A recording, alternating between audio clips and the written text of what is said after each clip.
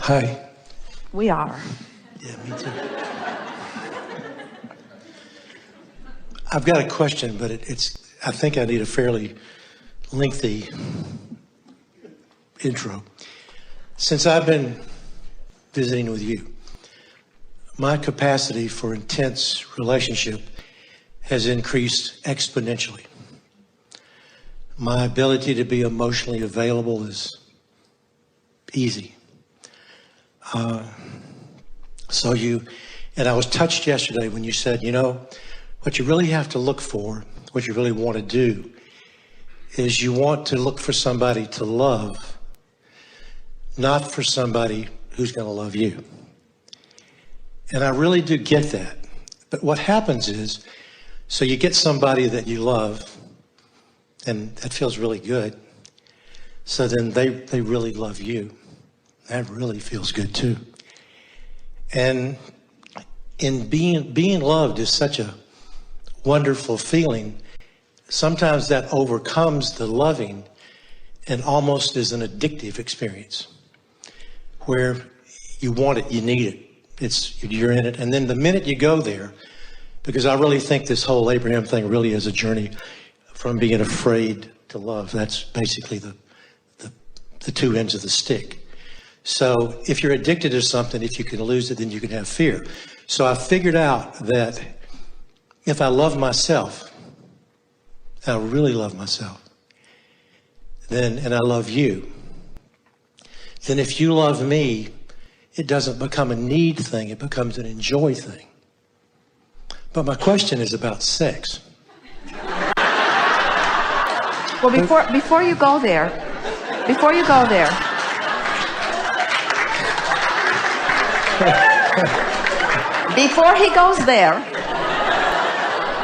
I want to clarify, because everything you said is wonderful and we are in agreement with it, but there's something that we want to enhance just a little bit. And that is that when you say that you have found that you can be emotionally available, we want to encourage you to decide to be only emotionally available to the source within you. And then ask everyone who is your lover to rendezvous with you at that level. Because I can trust myself. And if I meet somebody just because I like them, doesn't mean I know them. And you have to know somebody long enough to trust them. Well, there's another reason for that. All of that may very well be true, but here's the reason that it is true if it is. If you've decided to only be emotionally available to the source within you, so that now the fullness of who you are is holding that other person as your object of attention. Right. Now, in that complete alignment with source, you are just flooding love to you and through you and all over them. And how they are accepting it and what they're reflecting back becomes irrelevant. But if you don't take the time to do that, you see, that addiction that you were talking about is when you hold someone as your object of attention, and you are so right, it does feel so good. But then if they turn their attention away from you, which they must do, sure, because there are other things that they need to do and other people that they want to talk to. So when they turn their attention away, if you've become dependent upon them to be the source of this energy, now you're like a puppet that someone has let go of the strings. You don't have any power. So you're wanting to make sure that the source of your flow, the source of your alignment, the source of your love is your own connection with who you are. Then you never get depleted. It's why we call it source. Source is resourceful. Source just keeps resourcing, where other humans often are depleted, and that's why they need you. What I get from it and what I got from it, because of you, really, is that ecstasy. I mean, and we're talking, I've been able to go. It's unbelievable. I didn't know you could be like that. And I realized that all that is inside me. That's coming from me, that it is me. It's not the other person. It for sure is you. But the clarification that we want to make is it's you because you've looked for love in all the right places finally. It's you because you're looking for that connection. You're coming to that alignment. It's you because you took the time to make sure that it is all of you.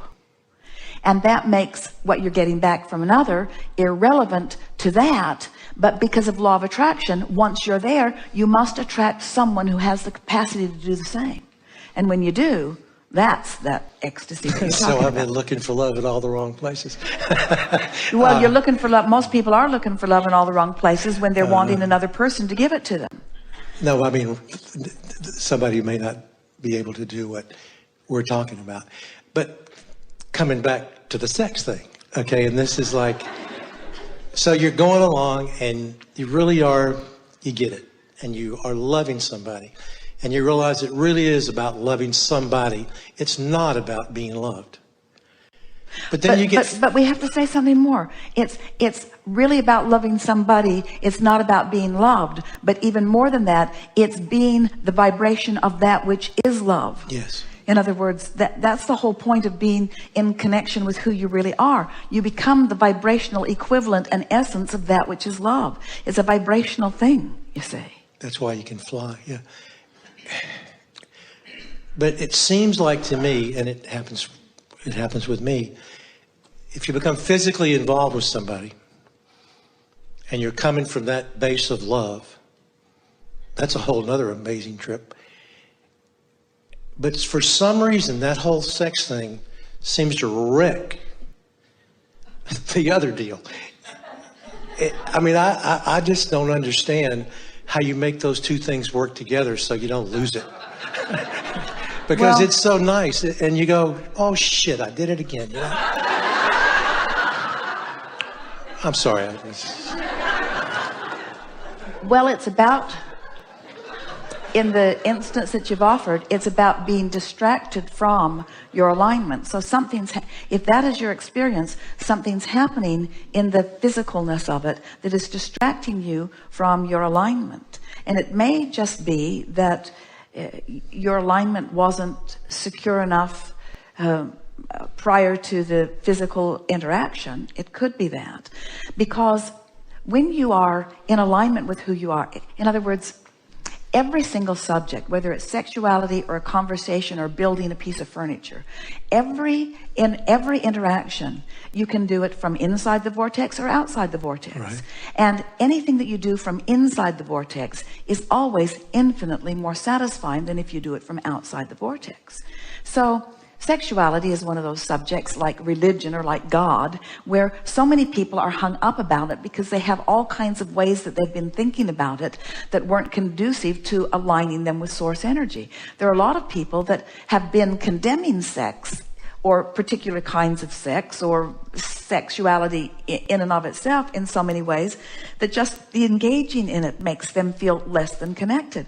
And we think what you're hitting upon here is that a lot of people want to make the distinction between that which is spiritual, which is that which you were describing when you were saying what a trip it is, and that which is physical or materialistic or mundane or even corporal. Well, it's different than that, though, because what happens is the whole spiritual thing is such a level of intimacy. It's just exquisite. And then what happens is you find out that the whole sexual thing it's not about bodies. It's a level of intimacy too. Yes. Which is just almost the equivalent of that. But there seems to be something in being in that arena that causes one to have a loss, a breakdown.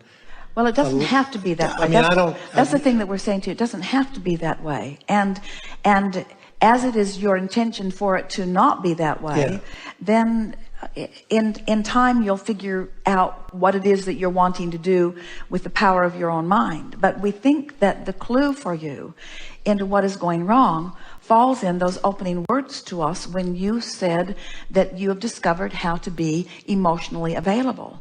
And it really comes to that experience that we were talking about earlier, where if you are in a vibration that is different than your partner, especially, you know what we were talking about in any union or coming together in any conversation, or especially a sexual experience, there is an innate from the perspective of both partners to want to meet somewhere in some sort of harmony.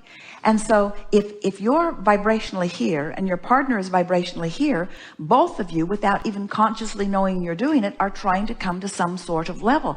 And we know for sure that you're doing it because you just told us that you want to be emotionally available. And so what we would do if we were standing in your physical shoes is that we would start building this emotional grid that says, I'm going to maintain my spiritual frequency, and I'm going to ask the universe to deliver to me a sexual partner that will meet me on those spiritual terms. Where I don't lose myself. Where you don't lose yourself. Yeah. Because, and isn't it always, whether it's a conversation or a sexual engagement, isn't it always losing yourself when you're willing to come to meet another partner? Yeah. And so sometimes it's about, because the whole sexual game and the whole sexual attraction has a whole other set of rules. It sort of falls into the category of the way most people do most of their creating. There's a lot of power stuff that goes on in there that I find unpleasant. And so you just have to omit that from your vibrational frequency long enough that the partner that comes to you doesn't have it either. Or you could just say to yourself, I'm no longer emotionally available to anyone who's not in the vicinity of my emotion. That's the point, isn't it? I'm not gonna be emotionally available anymore. I'm emotionally available. Come on in. And that's what your inner being says. Your inner being, the only reason that you could ever have negative emotion is because your inner being won't be emotionally available to you unless you're up to speed. In other words, your inner being is stubborn. Join us or don't, but we're not coming there. Yeah. I got another question that's totally unrelated to that.